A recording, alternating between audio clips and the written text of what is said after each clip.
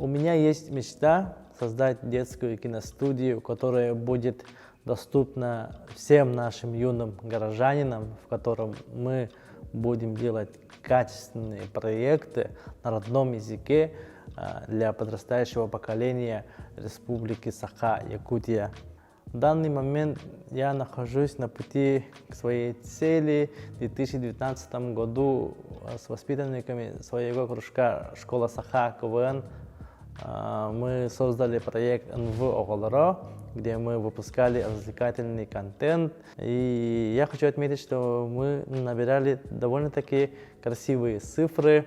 Один наш ролик набрал 20 тысяч просмотров, и это доказывает актуальность нашего контента среди подростков. Также я набрал в свою команду квалифицированных кадров из сферы детского движения, так как планируется работа с детьми с группой риска. Наставником моего проекта является Иван Семенов, индивидуальный предприниматель мультимедийной студии «Среда».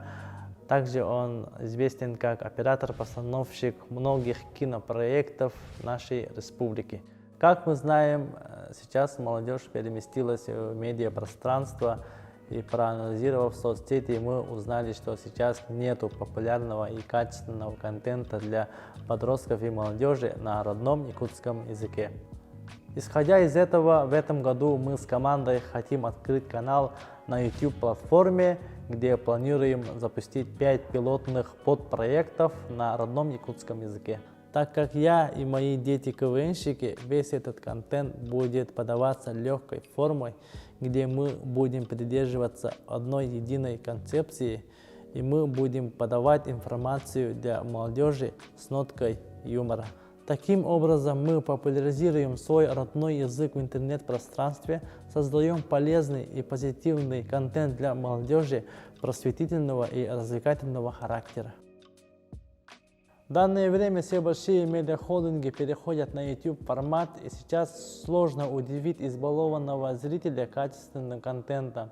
И нам необходимо соответствовать высокому уровню других каналов, чтобы не потерять свою аудиторию и актуальность. Выигрыш гранта позволит нам конкурировать с русскоязычным контентом. Мы должны снимать актуальное, трендовое, качественное видео, ну и, конечно же, с продуманным продакшеном.